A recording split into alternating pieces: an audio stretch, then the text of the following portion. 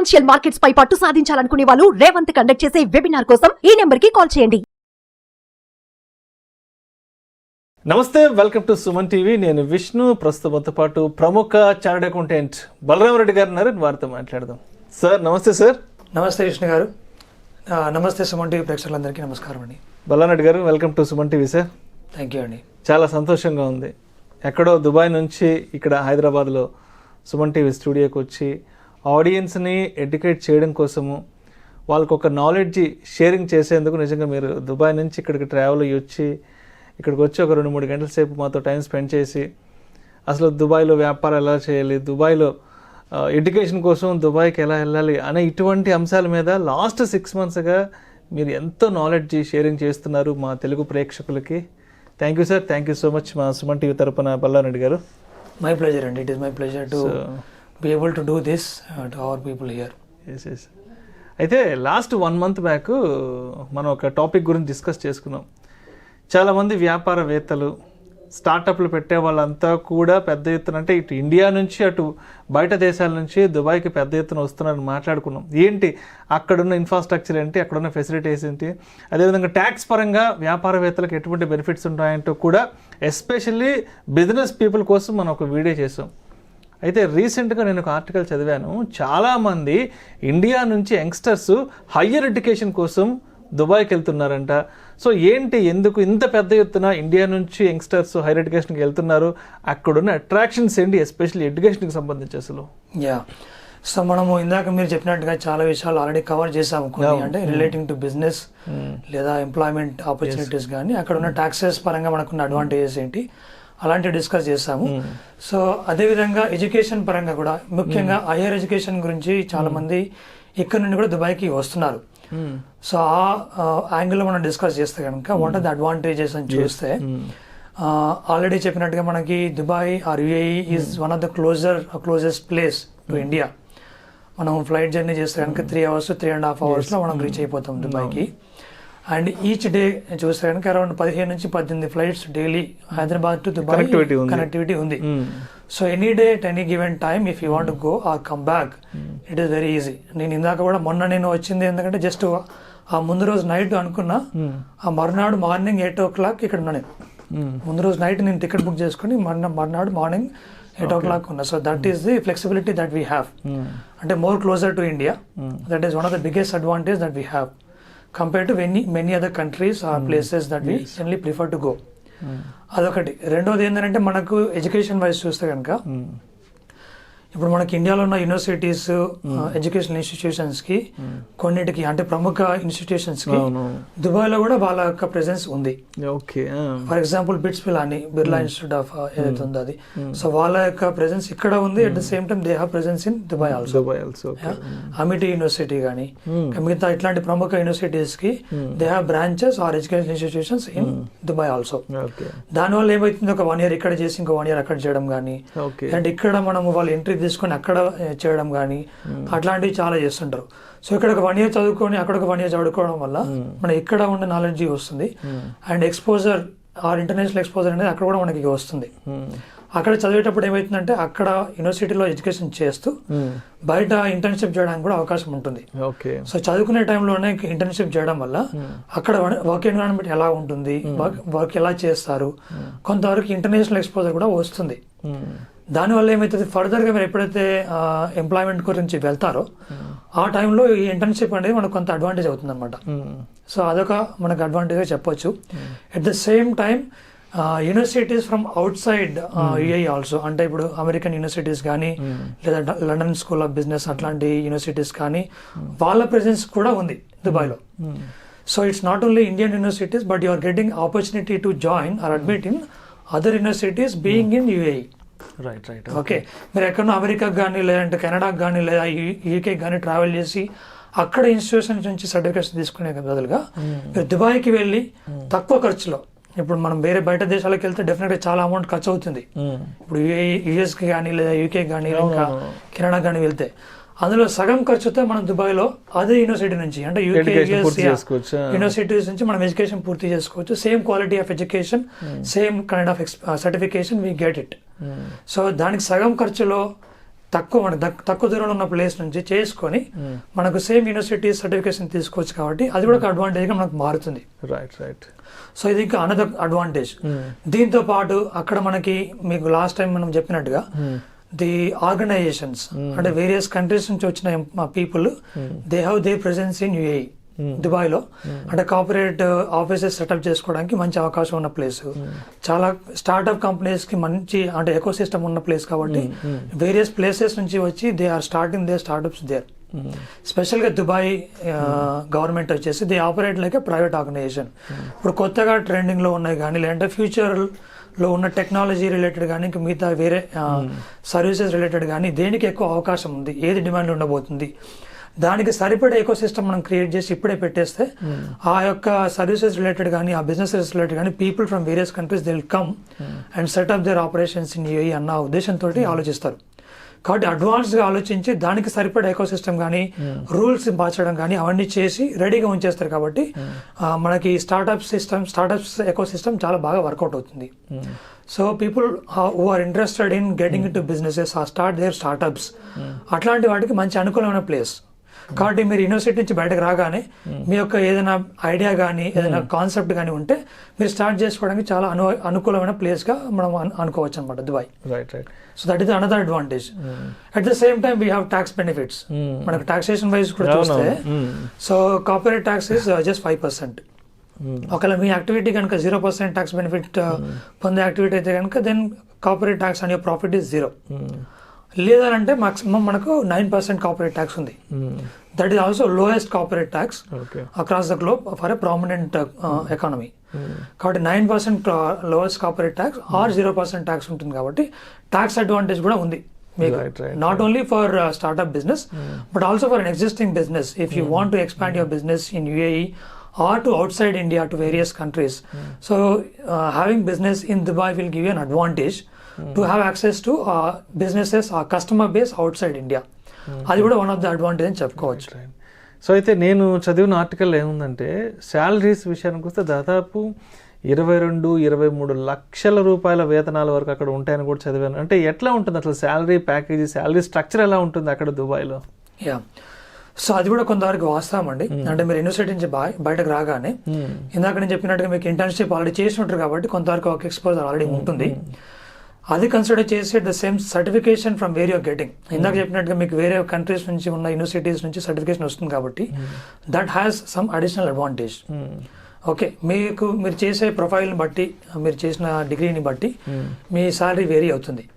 మీరు మంచి ప్రొఫైల్ నుంచి మంచి యూనివర్సిటీ నుంచి సర్టిఫికేషన్ వస్తే కనుక డెఫినెట్గా మీకు మంచి సాలరీ ఉన్న జాబ్ వచ్చే అవకాశం డెఫినెట్గా ఉంది. And you may get a better salary than what you get in India or elsewhere in Dubai.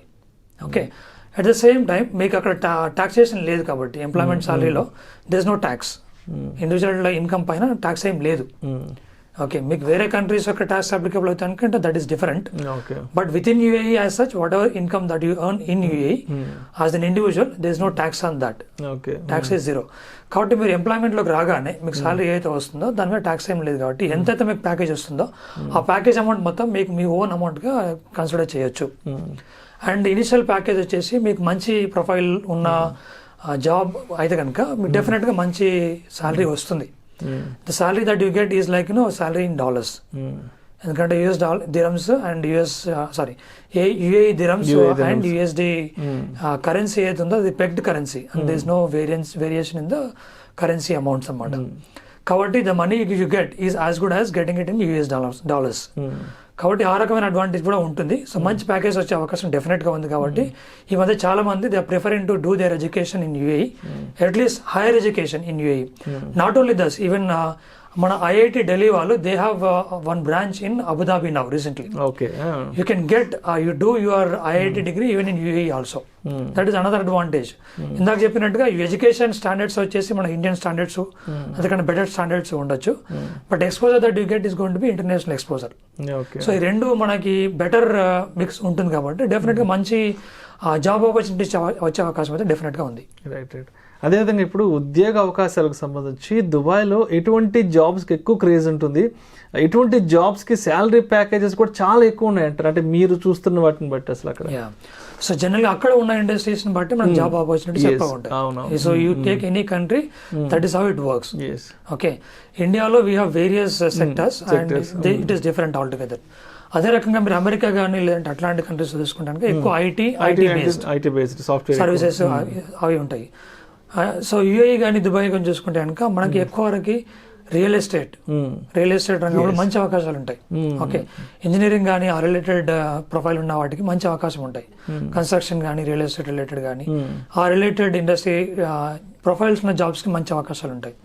At the same retail industry, retail buying selling trading కానీ లేదా రీటైల్ మనకి అంటే షాప్స్ కానీ షాపింగ్ మాల్స్ కానీ అట్లాంటి రిలేటెడ్ సర్వీసెస్ ఆ businesses దానికి కూడా మంచి అవకాశాలు ఉంటాయి.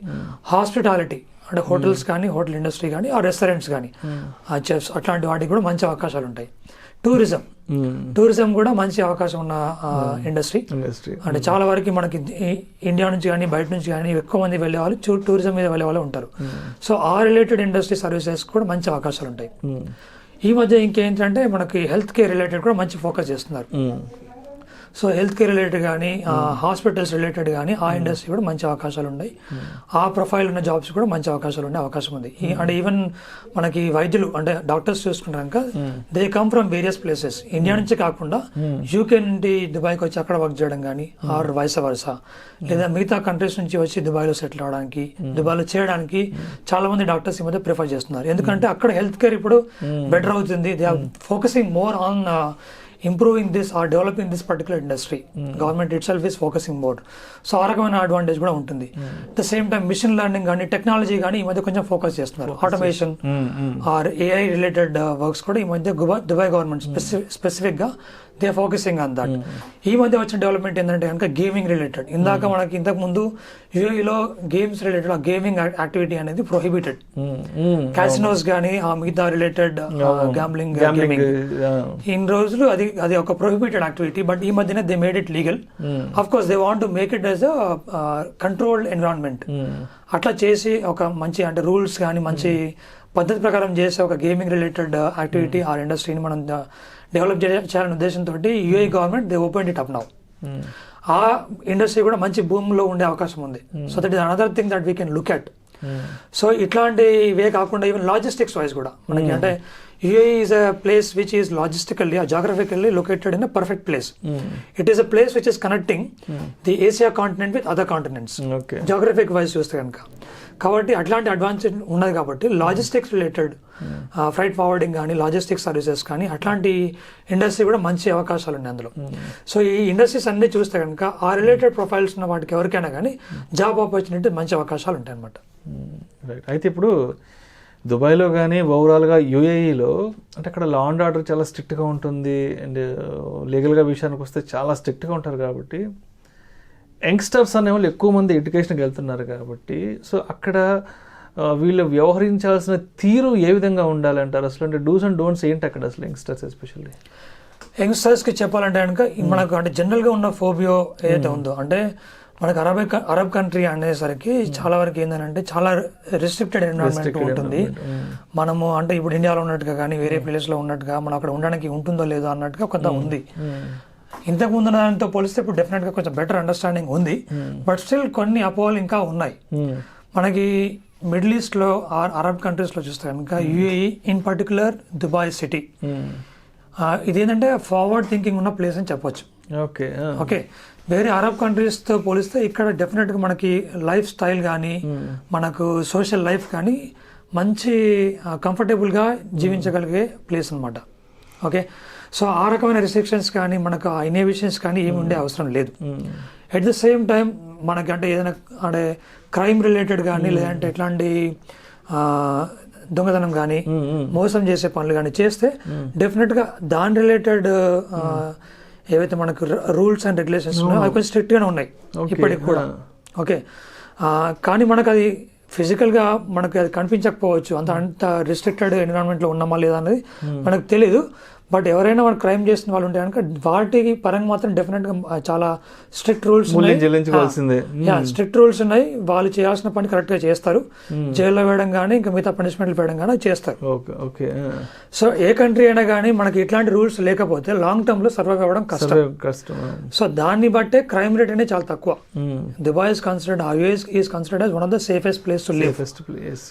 అట్ ద సేమ్ టైం మీకు లైఫ్ స్టైల్ కానీ లేదంటే జీవించడం కోసం అనుకూలమైన ప్లేస్ కానీ డెఫినెట్గా మంచి ప్లేస్. ఈ రెండింటిని బ్యాలెన్స్ చేస్తూ వెళ్తారు కాబట్టి మనకు లైఫ్ స్టైల్ ఇబ్బంది ఏం లేకుండా కంఫర్టబుల్గా జీవించడానికి కోసం అనుకూలమైన ప్లేస్. సో యంగ్స్టర్స్ వైజ్ చూస్తే కనుక as long as you have right intention to do the right work, criminal activities కానీ ఏదైనా ఇంకా క్రైమ్ రిలేటెడ్ యాక్టివిటీస్ కాకుండా మిగతా రెగ్యులర్ బిజినెస్ యాక్టివిటీస్ చేసుకుంటాక డెఫినెట్గా union don't need to think twice about it. You can do it comfortably without any issues as such. Right. అలాగా. So అయితే కంక్లూషన్గా మరి ఎవరైతే యంగ్స్టర్స్ ఉన్నారో మరి ఎడ్యుకేషన్ కోసం అక్కడికి వద్దాం అనుకున్న వాళ్ళకి లేదంటే ఏదైనా ఉద్యోగ అవకాశాల కోసం అక్కడికి రావాలనుకున్న వాళ్ళకి మీరిచ్చే మెసేజ్ ఏంటి? డెఫినెట్గా Dubai or UAE is the best place to come and do their whatever venturing they want to do as an employee or as an entrepreneur. ఏదైనా చేయడానికి మంచి అనుకూలమైన ప్లేస్. ఓన్లీ ఒకటి ఏంటంటే ఇంకా మీరు ఏ రకమైన బిజినెస్ యాక్టివిటీ చేయాలనుకుంటున్నారు ఆర్ ఏ రకమైన ప్రొఫైల్ రిలేటెడ్ ఎంప్లాయ్మెంట్ చేయాలనుకుంటున్నారు అనేది మీకు క్లియర్గా ఉండాలి. అక్కడ ఉన్న డిమాండ్ని బట్టే మీరు వెళ్ళాల్సి వస్తుంది. ఏదైతే డిమాండింగ్లో ఉన్నాయో, ఏ యాక్టివిటీస్ అయితే మనకు డిమాండ్లో ఉన్నాయో, ఏ ప్రొఫైల్స్ అయితే మనకు డిమాండ్లో ఉన్నాయో అదొకటి మీరు క్లియర్గా అండర్స్టాండ్ చేసుకొని రావాలి. దాన్ని అర్థం చేసుకుని వస్తానికి మీకు మంచి అవకాశాలు డెఫినెట్గా ఉంటాయి. అండ్ నేను అక్కడ ఉండబట్టి లాస్ట్ 15 to 17 years ఉంటున్నాను. I don't have any issue, I don't see any issue as such. కంఫర్టబుల్గా నేను బిజినెస్ చేసుకోగలుగుతున్నాను. ఎంప్లాయ్మెంట్ ఉన్నప్పుడు కూడా నాకు ఇబ్బంది లేకుండా ఉంది. సో మీకు ఇనిషియల్గానే మీరు ఇట్లాంటి యాక్టివిటీస్ లేదా ఎట్లాంటి ప్రొఫైల్ని బట్టి మీరు వెళ్తున్నారు అన్నది ఒక క్లారిటీ తీసుకుంటాక then there is no other issue as such. You can definitely come and do your business or come and get into employment there or do your higher education there without any issues as such. Right. Thank you so much Ballan Reddy garu. Thank you అండి, my pleasure. So India నుంచి దుబాయ్కి వస్తున్న youngsters and అక్కడ అంటే ఎడ్యుకేషన్కి సంబంధించి అక్కడ వాళ్ళకున్న ఫెసిలిటీస్ ఏంది, అదేవిధంగా ఎస్పెషల్లీ వ్యాపారవేత్తలకు అక్కడ ఉన్న ట్యాక్స్ బెనిఫిట్స్ ఏంది, అండ్ ఎడ్యుకేషన్ కోసం ఉద్యోగాల కోసం అక్కడికి వచ్చేవాళ్ళు ఏంటి ఏ విధంగా జాగ్రత్తగా వహించాలి, అండ్ అక్కడ యుఏఈ గవర్నమెంట్ రూల్స్ ఏ విధంగా ఉంటాయనే దాని గురించి చాలా చక్కగా మన ఆడియన్స్కి తెలియజేశారు. Thank you so much sir. Thank you అండి, థ్యాంక్ యూ వెరీ మచ్.